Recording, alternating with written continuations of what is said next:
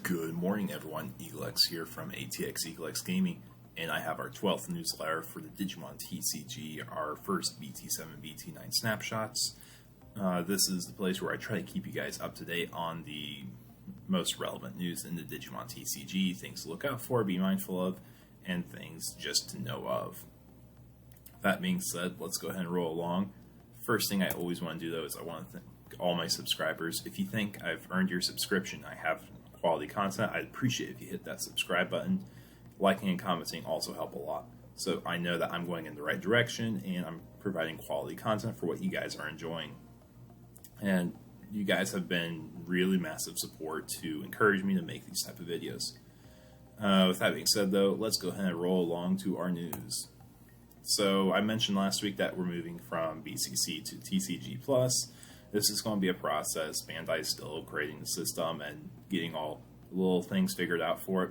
So it's going to be a little bit still, but if you guys don't remember for last week, it's just going to be a one-stop app that's going to help us find events, register for events, be on both the player and TO side of creating more well-ran and efficient tournaments. I know for our locals, we have 30 plus people, and pairings are a little bit hard at times to announce everyone's pairings, so we've gone to making online challenge brackets and sharing the link to make it easier for people to find. Well, this would be one of the ways to help that process move along. But this does begin in February, and it will be running in tandem to BCC. So give it some time, and we'll start seeing this roll out. Then this is our last chance pre-order on Tamer Set 4.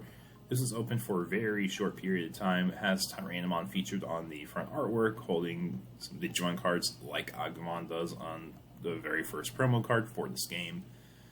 Just featuring new Digimon lines. But this does close on March 9th, so I think it's literally in like 2 days? 2-3 days, I don't remember. Dates are always hard for me to remember.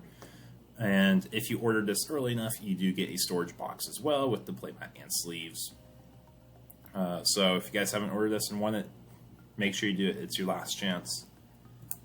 Then another really fun pre-order from Premium Bandai is the Floral Fun Set. This is floral, flowery designs with all the Digidestin's Digimon promo cards being reprinted, some starter deck cards being reprinted.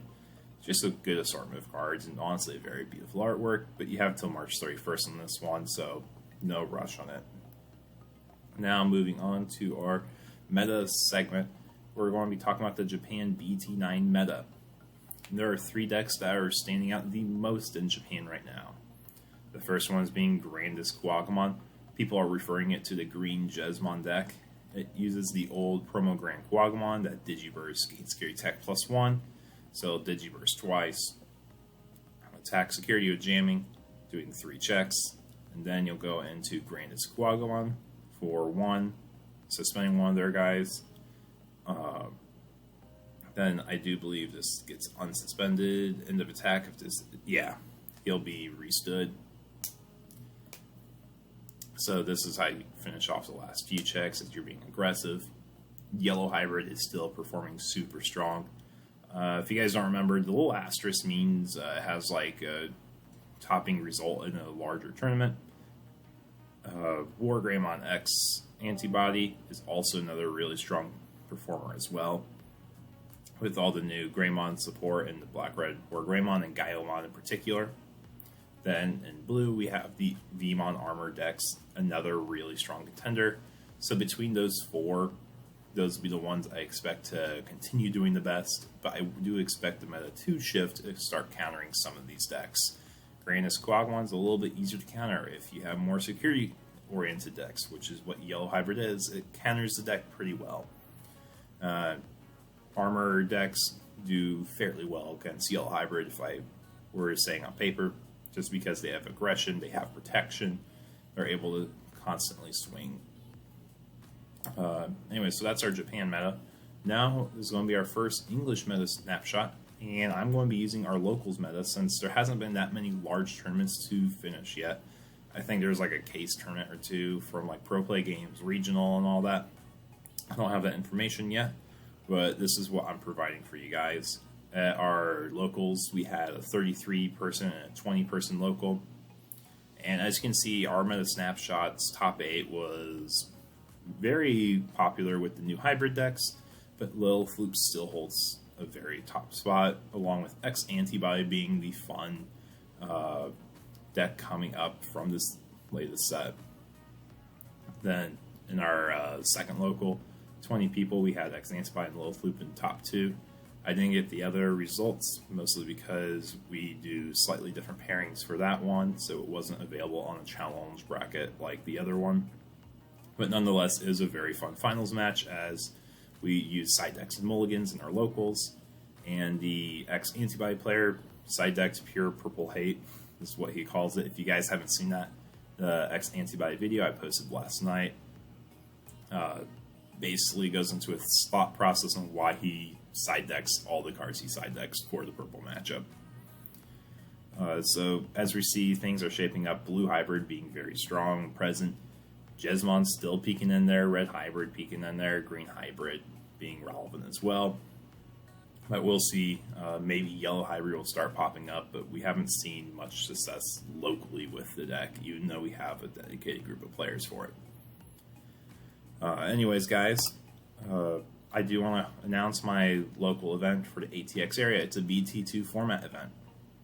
I've been posting this in Discord, but here in America, we never got the BT2 pure format. We had the BT 1.0 and BT 1.5, which is a combination of 1.0, 1.3, 1.0, 2.0, and 3.0 combined together. But we're going to be taking a step back into an older format, so we get a chance to use some older cards, enjoy a slower paced game. And I'm allowing a slight different modification of rules. Starters 1 through 6 will be legal for the event, along with older promos.